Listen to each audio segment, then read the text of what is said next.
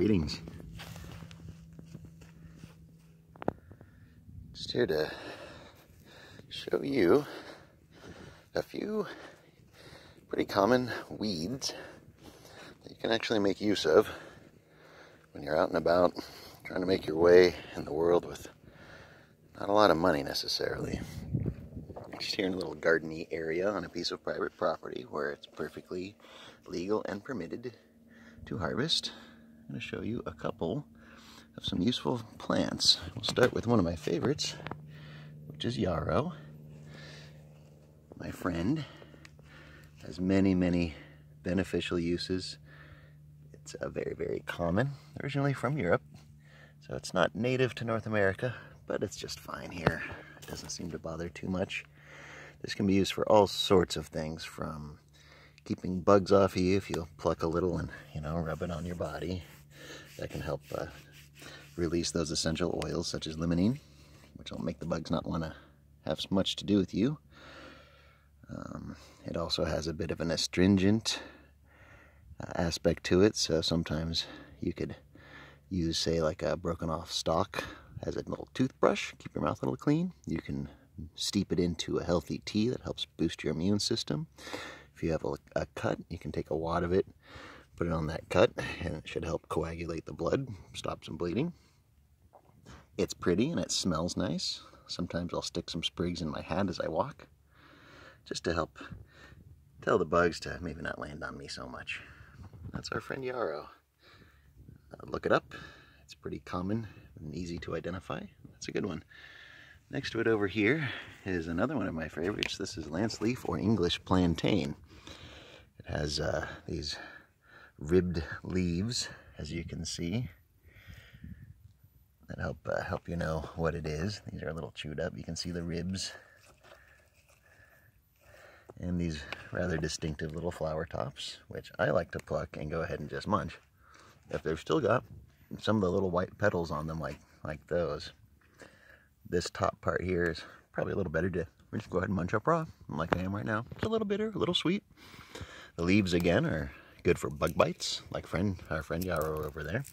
Just crush it up and apply it to the affected area. You can eat the whole plant raw, from the flowers to the seed heads, even the root if you really wanted to. I would generally chop these up, dice them up, and put them in the pot with the rest of the food in a meal.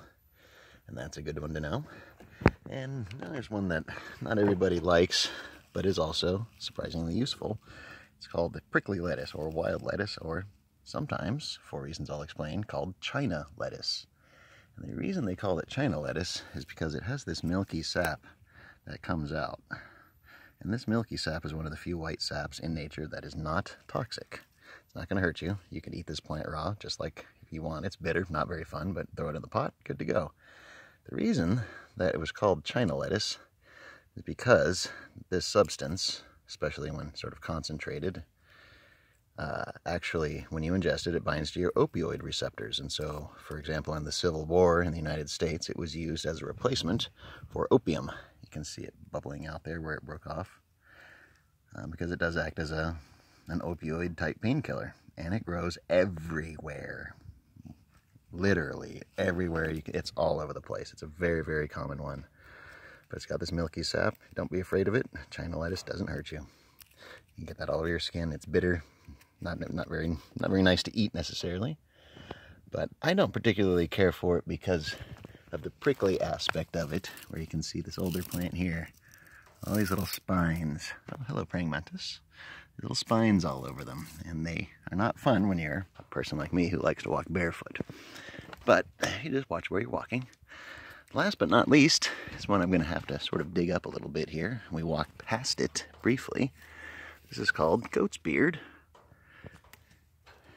and I'm going to have to actually dig it up and show it to you here. It's sort of like a carrot. I don't know if this one's even going to be good, but we're going to try to pull it up and show what's in here. Yeah, that's not bad. You really can't get much of this here, but what you would do is peel it and chop it up like a carrot, and you can eat this raw. And again, this is, oops, and peel it off, eat it raw. This is one of those milky saps, again, in nature, that does not hurt you. It's not bad for you. It's not going to give you a rash or anything.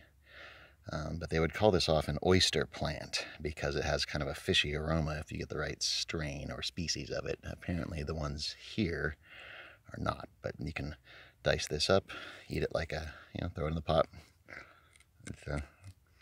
It needs a little cooking. It's a little bit woody, but as you can see, everything's very common. Here's one.